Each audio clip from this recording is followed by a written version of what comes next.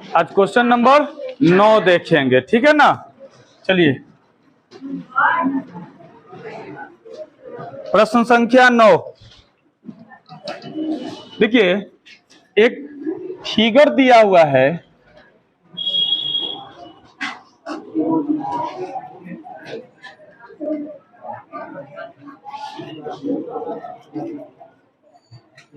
इसी का है ना। हाँ,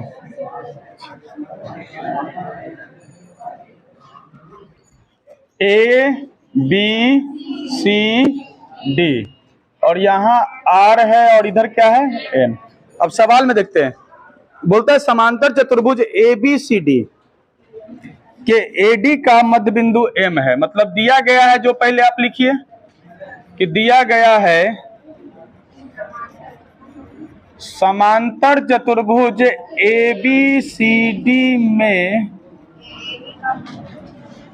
एम जो है ना बच्चा लोग, यह एडी का मध्य बिंदु है। एम एडी का मध्य बिंदु है, ठीक है ना। अच्छा, फिर बोलता है कि बीएम सरल रेखा एसी को आर पर काटती है। बीएम रेखा एसी को आर पर काटती है, तो सिद्ध करें।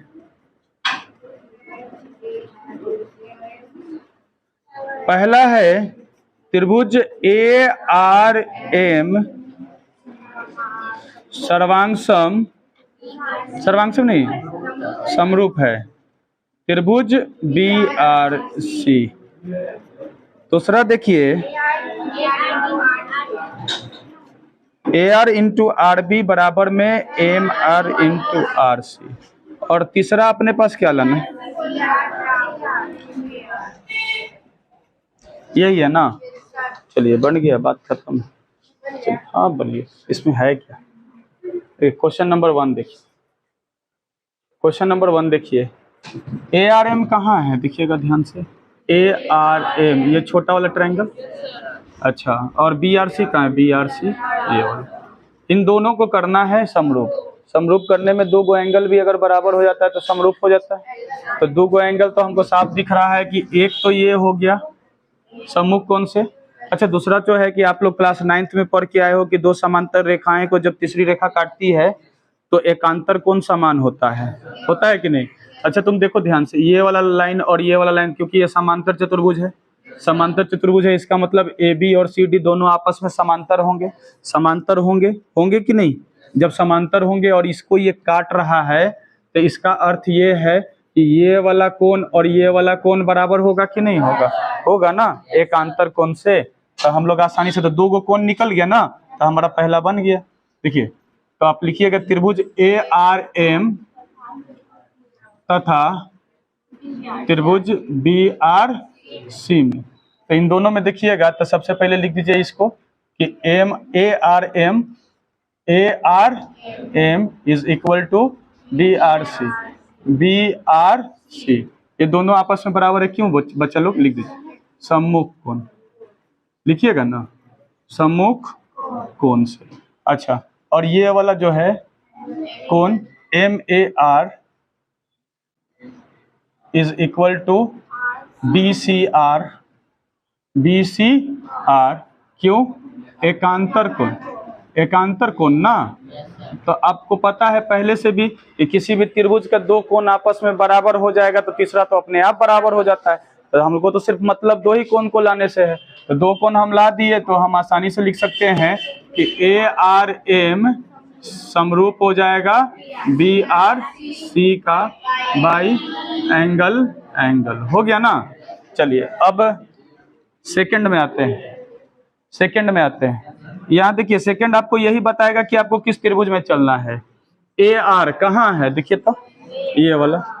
आर बी कहाँ है, ये वाला। अच्छा, एम आर कहाँ है, यहाँ। और आर सी, यानी हमको पता चल गया कि यही दोनों त्रिभुज में लाना है। तो इन दोनों त्रिभुज को तो ऑलरेडी हम समरूप कर चुके हैं। समरूप का नियम हम बता दिए थे कि समरूप होने पर क्या होता है कि संगत भुजाएं समानुपाती होती हैं और संगत कोण आपस में समान। तो संगत कोण से मतलब नहीं, हमको संगत भुजा से मतलब है। तो आप बताइए, यहां से इस त्रिभुज का ले लीजिए ए आर, ऐसे आप लिख दीजिए यहाँ पे त्रिभुज ए आर एम समरूप है त्रिभुज बी आर सी का। तो आप बताइए ए आर का समानुपाती कौन होगा? एम आर का कौन होगा? आर बी होगा ना। अब क्रॉस मल्टीप्लीकेशन कर दो, क्रॉस मल्टीप्लीकेशन करोगे तो देखो A R B M R C, देखो तो यही लाना था, दूसरा भी हो गया, काम खत्म, ठीक है ना। तीसरा देखते हैं, थर्ड में देखते हैं क्या दिया है। सी आर बराबर 2AR, सी आर कहाँ है? सी और आर, सी आर है ना, और 2AR कहाँ है? AR है ना। इतना हमको प्रूफ करके लाने का है। अच्छा एक बात बताया जाए, ध्यान से देखिए, ये दोनों त्रिभुज तो हमारे पास क्या हो गए भाई? समरूप हो गया है। समरूप होने के बाद संगत भुजाएं समानुपाती होती हैं, सभी को पता है। अब संगत भुजाएं जब समानुपाती होंगी तो यहाँ पर हमको थोड़ा सा एक बात और कि यहाँ फिर से लिखेंगे यही चीज, क्योंकि ARM क्या है?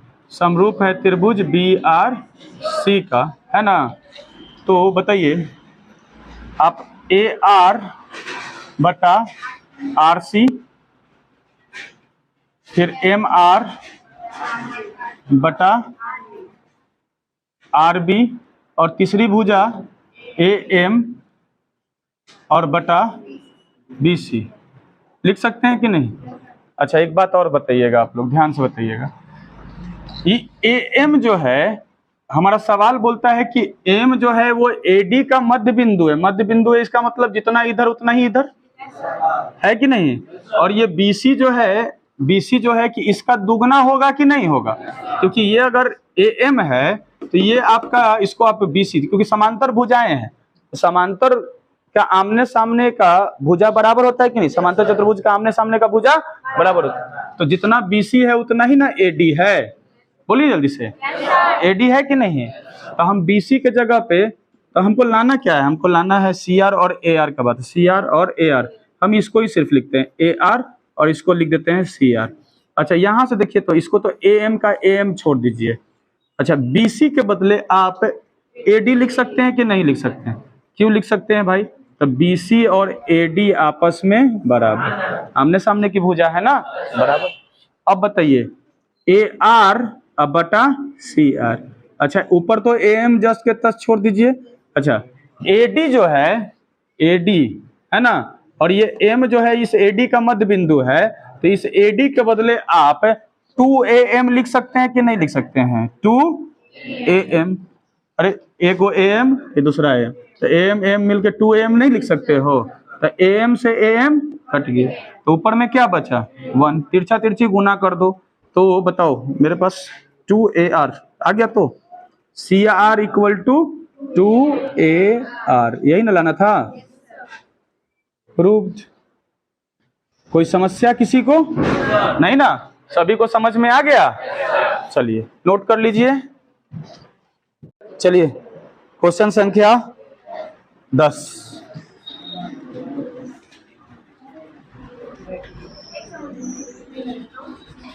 यहां भी एक समांतर चतुर्भुज है जिसका नाम है ABCD।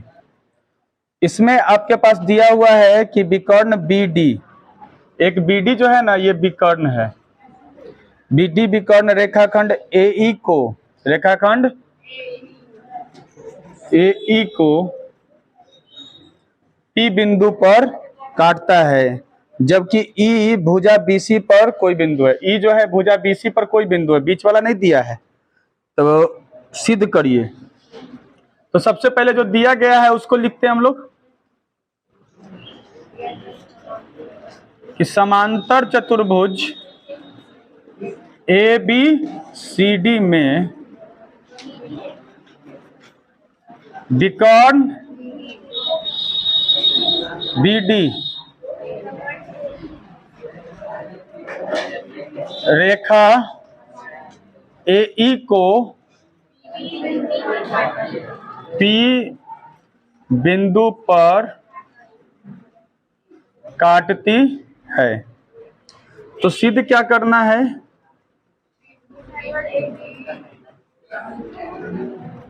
त्रिभुज AAPD समरूप BPE, और दूसरा क्या है बउआ?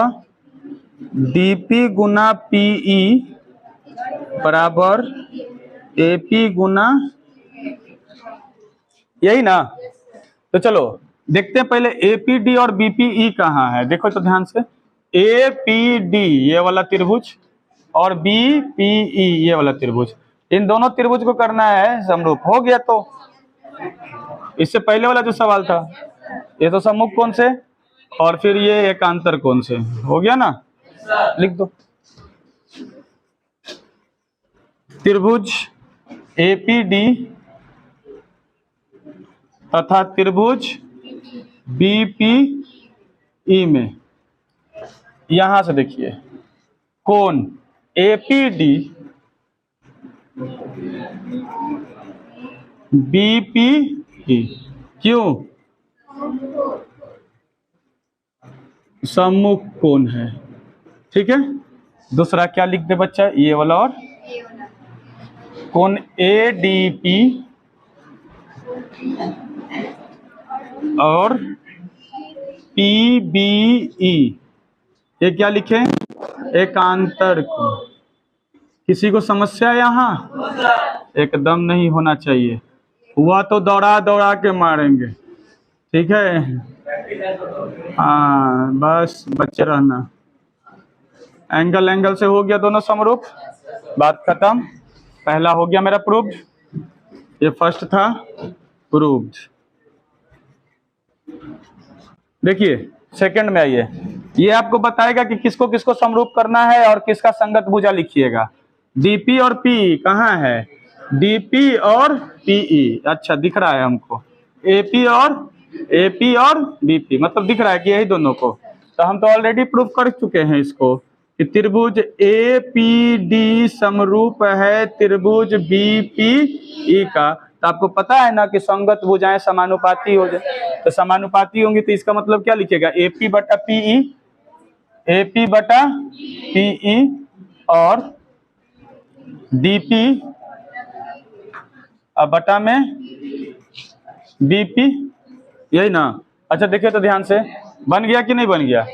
DP गुना PE कर दीजिए, DP गुना PE और AP गुना BP, यही ना लाना था? हो गया, प्रूव्ड। ठीक है ना? नोट कर लीजिए जल्दी से। क्वेश्चन नंबर 11 देखिए, बगल में एक फोटो दिया हुआ है।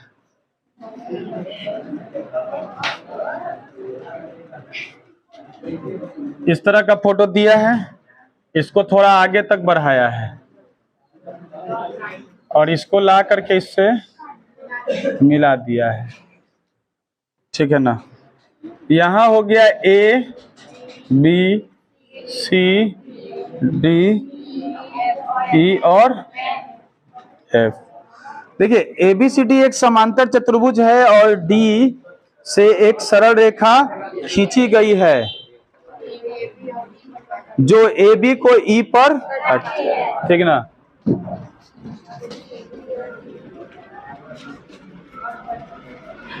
दिया गया है समांतर चतुर्भुज ABCD में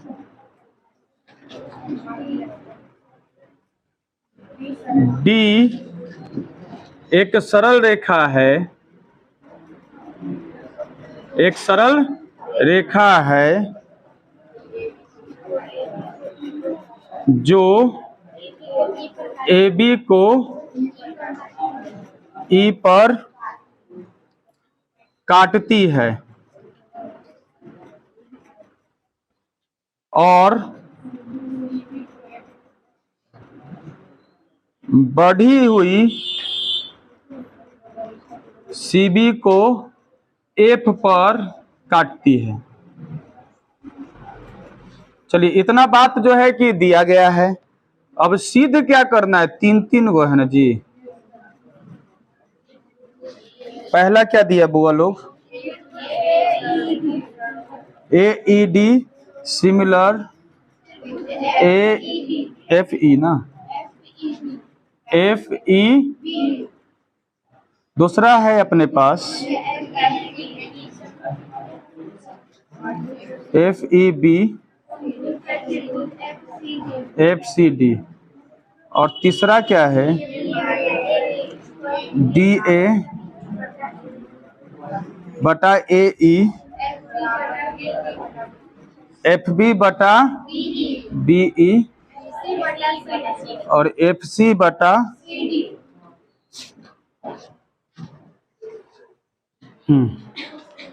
पिछला दो बेंच मार के हौक देंगे एकदम।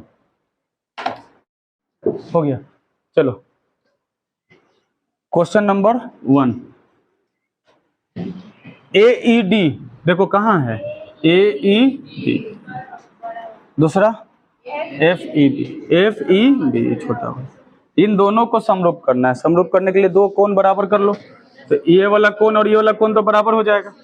दूसरा देखो तो जरा कि ये वाला लाइन AD और ये BC आपस में समांतर होता है कि नहीं। इसी लाइन को ना F तक बढ़ाया गया है, और यहाँ से D से F इसको काटा तो ये प्रतिच्छेदी रेखा हो गया कि नहीं हो गया। इसके कारण ये वाला कोण और ये वाला कोण बराबर हो गया कि नहीं हो गया, एकांतर कोण से। अभी दो क्वेश्चन इसी पे बेस्ड किए थे, फिर वही क्वेश्चन आ गया, ठीक है ना। तो हम लिखेंगे त्रिभुज AED तथा त्रिभुज FEB में, ठीक है ना। इन दोनों त्रिभुजों में देखोगे तो आप लोग क्या लिख सकते हो, ये सम्मुख कोण आपस में समान हो जाएंगे, यानी AED अब बराबर में कौन सी हो जाएगा, BEF। क्यों होगा बउआ लोग, लिख दीजिए सम्मुख कोण, ठीक ना, सम्मुख कोण। दूसरी बात, अब यहां से देखो ADE और BFE क्यों, एकांतर कोण, शाबाश, एकांतर कोण। ये दोनों कोण अगर आपस में बराबर निकल गए हैं, इसका मतलब हमारे पास AED समरूप हो जाएगा FEB का बाई एंगल हो जाएगा कि नहीं हो जाएगा। दूसरा हम लोग लिखते हैं, अब दूसरा देखते हैं। दूसरा बोलता है FEB आपका कहाँ है, FEB छोटा वाला, इसको मिटा देते, और FCD बड़ा वाला, है ना। इन दोनों को करना है, बड़ा इजी हो गया ये भी। कैसे इजी हो गया देखिए, पहला बात तो F दोनों में है, छोटा वाला में भी है और बड़ा वाला में, तो F तो दोनों में है। अब एक बात समझिए, ये समांतर चतुर्भुज है ना, तो इसके आमने सामने की भुजा बराबर भी होती है और समांतर भी होती है। तो समांतर होती है, इसका मतलब अगर ये वाला CD BE के समानांतर है और ये BC अगर इसकी प्रतिच्छेदी रेखा हो जाएगी, तो ये वाला कोण और ये वाला कोण संगत कोण से समान होगा कि नहीं होगा।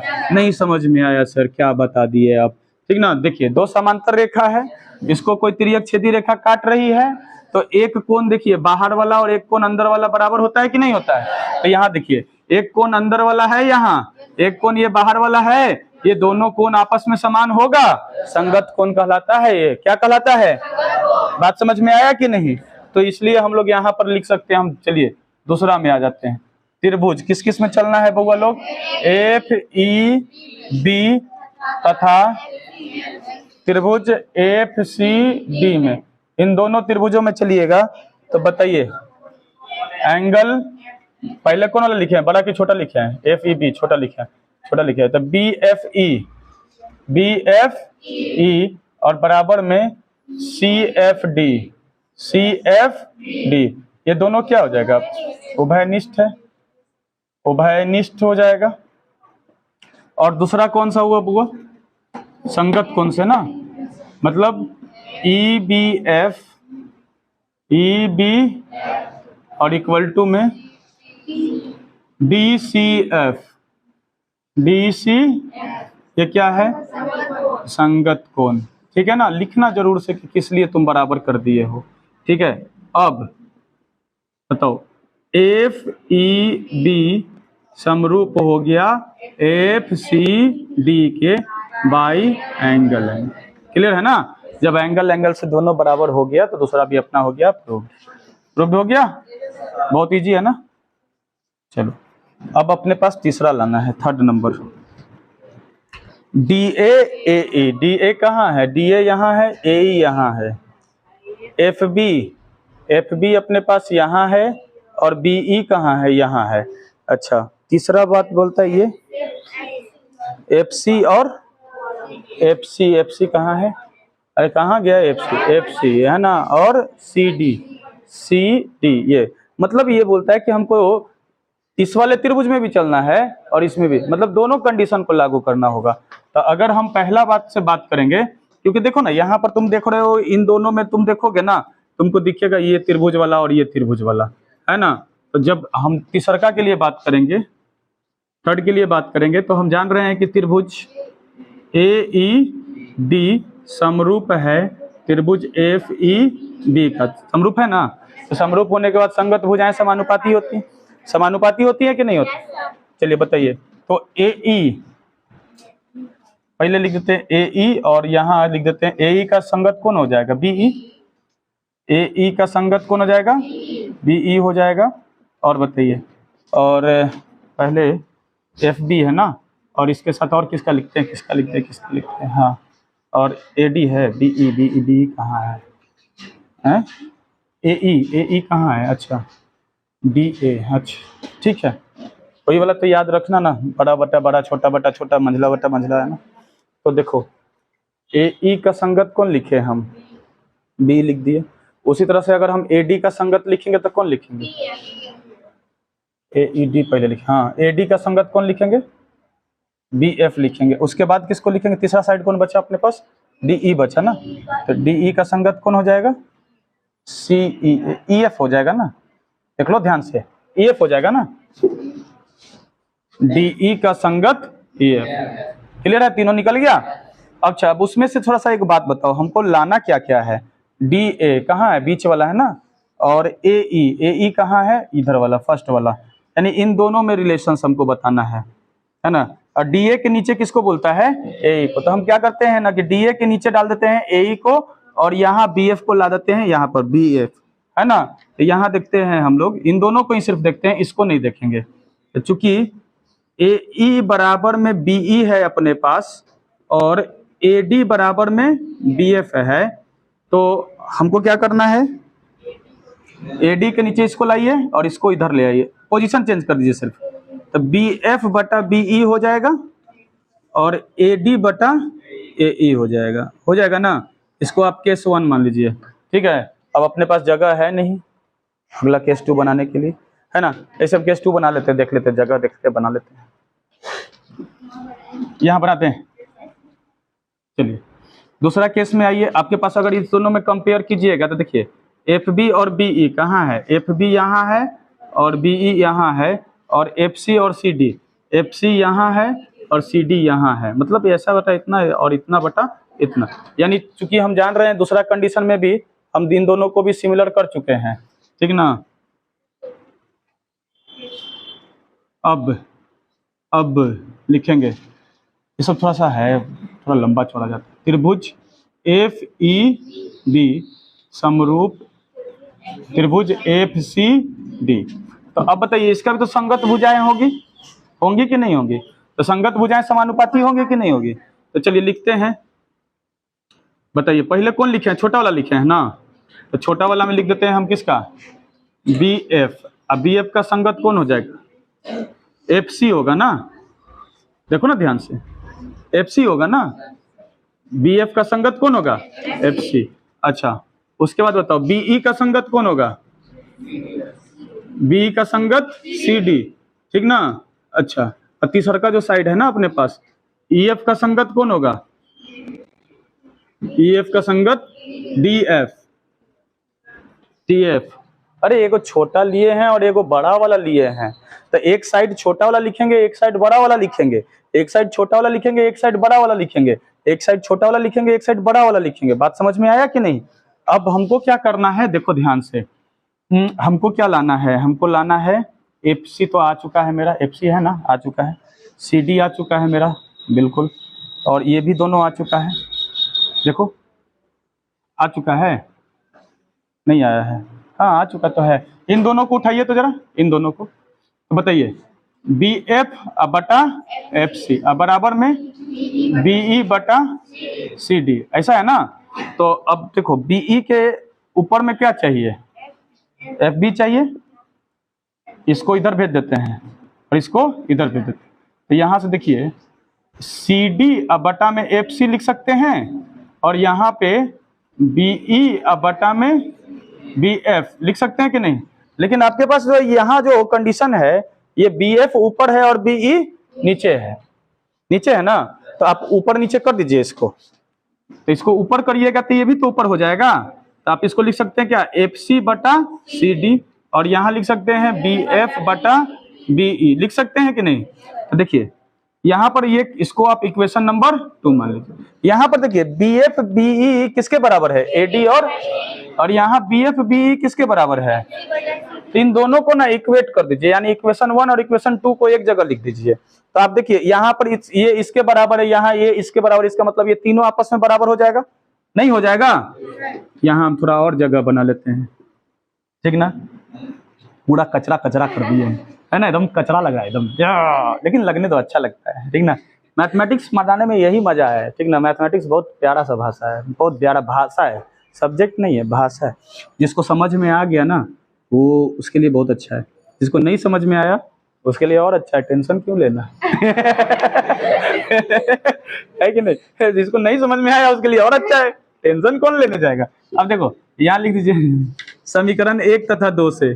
अब देखो समीकरण 1 तथा 2 से, तो समीकरण 1 ये इसके बराबर और यहाँ पर ये इसके बराबर। तो हम आसानी से चाहे तो लिख सकते हैं कि देखो बी एफ बटा BE is equal to A D बटा A is equal to F C बटा सी डी। यही तो लाना था हमको। देखो ए डी बटा ए यहाँ है, एफ बी बटा बीई यहाँ है, अच्छा ई ना, हाँ, और एफ सी बटा यहाँ है कि नहीं। हो गया मेरा प्रूफ, समझ में आया, कोई दिक्कत नहीं ना। अरे दिक्कत तो बहुत है ठीक है ना, चलिए हाँ।